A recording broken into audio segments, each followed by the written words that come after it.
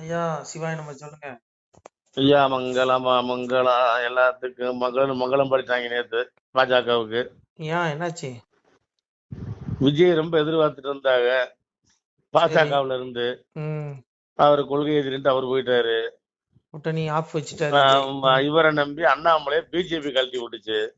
யார நம்பி? எடப்பாடி நம்பியா? ஆமா. சரி. நயினார் தனியா ஊர்வலம் போறாரு. ஆள் இல்லாத கடையில யாருக்கு நீ யாத்திரை மன்மதராஜன் தெரியல. ஊர்வலம் போகின்றார் போற தனியா போயிட்டு இருக்காரு. 100 150 பேர் வரா. அண்ணா நான் என்ன கேட்கேன், அண்ணாமலை ம், எண்மண் எண் மக்கள்னு போகும்போது ஒரு விஜய்க்கு எவ்வளவு கூட்டம் வந்ததோ அதுக்கு நிகரா கூட்டம் வந்தது. உங்களுக்கு அவர் ம், நடந்து போற பக்கம்லாம் மக்கள் வெள்ளம், இளைஞர்கள் ஆதரவு, இந்தியவர்கள் பெரியவர்கள் சொல்லிட்டு ஐயோ என்ன கூட்டங்கிறீங்க, எண்மண் எண் மக்கள் யாத்திரையில அண்ணாமலை போகும்போது அவ்வளவு மக்கள் பின்னாடி வந்தாங்க. ம், இன்னைக்கு பாருங்க வெறும் 100 பேர் 150 பேர் போறான். எவன் போக மாட்டாங்க. ஏங்க உண்மையாலுமே இந்த நயினார் நாகேந்திரன் இந்த பிஜேபி மேல கொஞ்சமாவது இந்த மனுஷனுக்கு அக்கறை இருந்திருந்துன்னா ம், இந்த தலைவர் பதவியை இவர் ஏத்திருக்க மாட்டாரு. நீ அண்ணாமலைக்கு கொடுன்னு அமித்ஷாட்ட சொல்லியிருப்பாரு. இவர் பதவி வெறிங்க. நான் புரிஞ்சுடுவேங்க. இவனு இந்த கும்பல் எல்லாமே அண்ணாமலை எப்படாது பிஜேபி விட்டு போவாரு, இந்த தலைவர் பதவி பிடிக்கலான்னு நிறைய பேர் நயினார் நாகேந்திரன் மட்டும் இல்ல, ம், நயினார், வானதி, தமிழிசை இப்படி நிறைய போட்டி நிறைய பேர் ஐயோ எப்படா நமக்கு கிடைக்கும்னு எதிர்பார்த்துட்டு இருந்தாங்க. ம், ஆனா எடப்பாடி கரெக்ட். அண்ணாமலை வந்து ஒரு பதவி எப்படி சொல்றது, அண்ணாமலை ஒரு கர்ம வீரன் மாதிரி தான் கிட்டத்தட்ட என்ன பொறுத்தவரையில. ஒரு ம், கர்ம யோகின்னு சொல்லலாம். ஏன்னா எடப்பாடி கூட கூட்டணி வச்சா நான் பதவி விலகுன்னு முன்னாடியே சொன்னாரு. அதே மாதிரி பாருங்க அந்த பதவி ராஜினாமா பண்ணிட்டாரு. இவரும் பிஜேபி கட்சி விட்டு தூக்கலங்க, இந்த பதவி வேணாம்னு தூக்கி எரிஞ்சிட்டாரு அண்ணாமலை, புரிஞ்சுக்கோங்க. அப்போ இந்த இந்த நயினார் நாகேந்திரன் உண்மையிலே இந்த பிஜேபி வளரணும்னு அக்கறை இருந்திருந்தா என்ன சொல்லியிருக்கணும், ஐயா எனக்கு இது குருவி தலையில பணங்காய தூக்கி வைக்கிற மாதிரி என்னால இந்த லோடு இந்த பாரத்தை தாங்க முடியாது, இதுக்கு தகுதியானவர் அண்ணாமலை தான் சொல்லி இவர் அமித்ஷா கிட்ட சொல்லியிருக்கணும். இவர் ஏன் சொல்லல? பதவி வெறி. எதுக்கு? ஏற்கனவே பிஜேபி தலைவரா இருந்த தமிழ்நாட்டுல பிஜேபி தலைவரா இருந்த அத்தனை நபர்களையும் கவர்னர் பதவி கொடுத்து பெரிய உச்சாணி கும்புக்கு கொண்டு போயிட்டாங்க. அப்போ நம்மளையும் தலைவர் பதவி ஆகிட்டா ஐயோ நமக்கும் எப்படினாலும் ஒரு பதவி கொடுத்துருவாங்கங்கிற ஒரு எண்ணம் தான், வேற ஒண்ணும் கிடையாது. புரியுதா உங்களுக்கு? இந்த லிஸ்ட்ல நயினார் மட்டும் இல்ல, இன்னும் நிறைய பேர் இருக்கான்.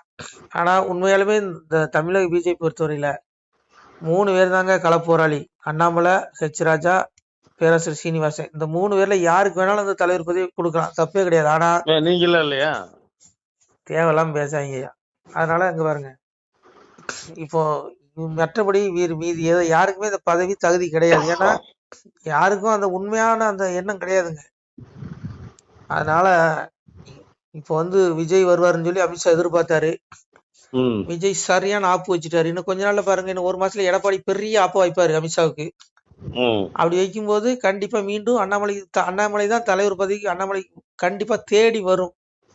மறுபடியும் நோட்டாக்களை கொண்டு வந்துருவாங்க. இனி என்ன பொறுத்தவரை இனி அண்ணாமலை தலைவர் பதவி ஏத்துக்க கூடாதுங்கிறேன். எதுக்கு ஏத்துக்கணும்? ஏத்துக்கூடாது. அவர் சொல்லிட்டாருலண்ணா, நீ வந்து என்னைக்கு எடப்பாடி கூட கூட்டணிக்கோ பதவி வழங்குற நேரம் விளையிட்டாரு. இப்ப தொண்டரா தொடரான்னு வச்சுக்கோங்க.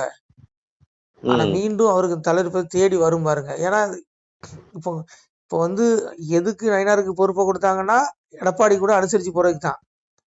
இப்ப அந்த எடப்பாடியே இனி வேண்டாம்னு தூக்கி எறிய போறாரு பாருங்க, எழுதி வச்சுக்கோங்க. ஏன்னா இப்போ விஜய் எது வருவாருன்னு சொல்லி எடப்பாடி ரொம்ப எதிர்பார்த்தாரு. இப்போ நீ பிஜேபி கூட இருந்தா வரமாட்டேன்னு சொல்லிட்டாரு. இன்னைக்கு தினமலர்லயும் அதை பத்தி ஒரு உளவுத்துறை ரிப்போர்ட் சம்பந்தமா பேசியிருக்காங்க, பாருங்க அதை பத்தி. அப்ப அதனால என் கணிப்பு கிட்டத்தட்ட விரைவில் அண்ணாமலை அவர்களுக்கு பதவி தேடி வரும், பிஜேபி தலைவர் பதவி.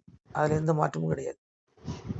அதனால நயினார் நாகேந்திரன் இந்த பிஜேபிக்கு நல்லது செய்யணும்னு நினைச்சேன்னா அந்த தலைவர் பதவி விட்டு ராஜினாமா பண்ணிட்டு அண்ணாமலை கிட்ட கொடுத்துடணுங்கிறேன். அப்பதான் கட்சி வளருயா. நம்மளால முடியாதுயா, நம்மளால கொடுக்க மாட்டாங்க பதவி வெறி. விட்டா போதும் துண்டக்காரன் துணிக்காரன் ஓடிக்கிட்டு இருக்கேன். இனி அவங்கெல்லாம் புடிச்சு கொண்டு நிப்பாட்டுறது ரொம்ப சிரமம்.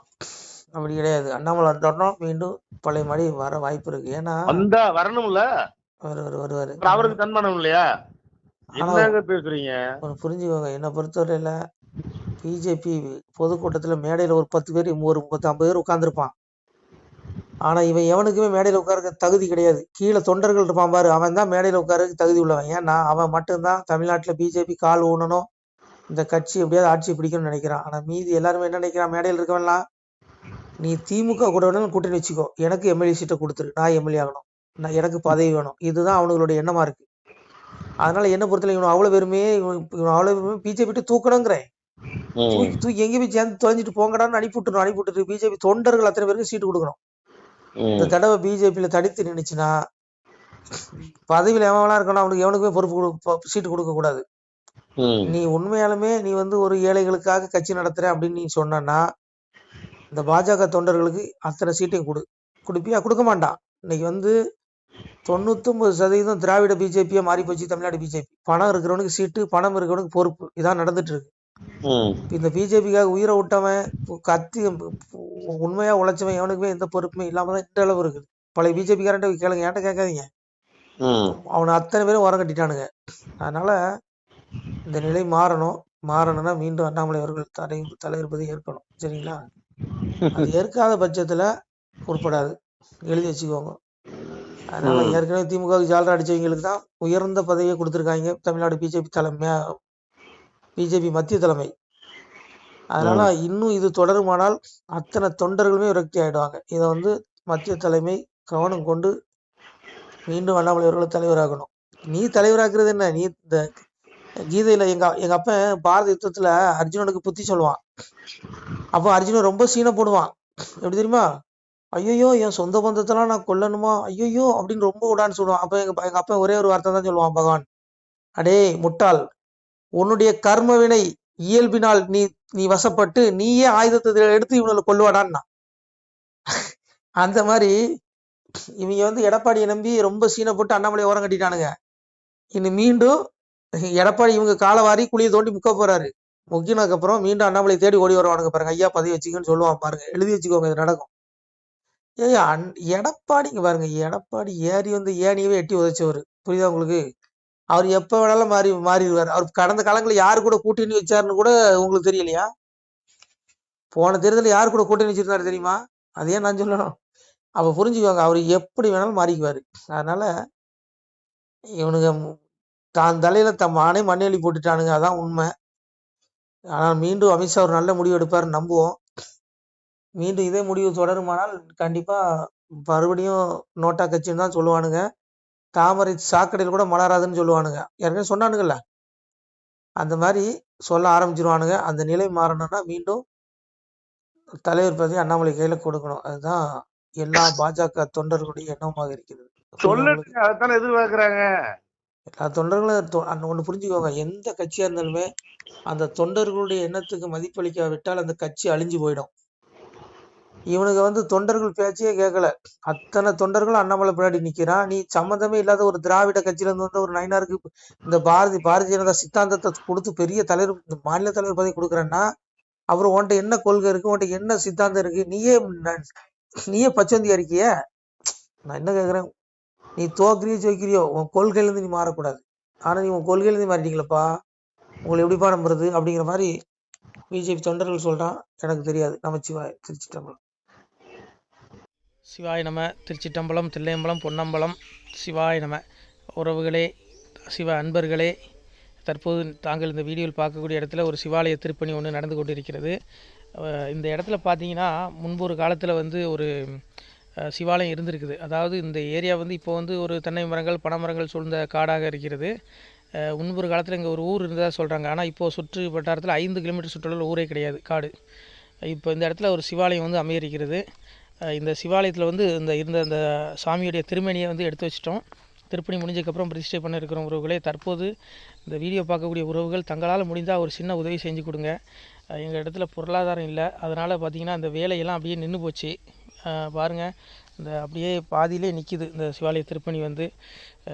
பக்த கோடிகள், அன்பு உள்ளங்கள், தயவுசெய்து நீங்கள் உதவி செய்ய விருப்பமுள்ள உறவுகள் உதவுங்க. உங்களுக்கு கோடி புண்ணியம் கிடைக்கும். இந்த சாமியோடைய அருள் அனுகிரகம் உங்களுக்கு கண்டிப்பாக கிடைக்கும்.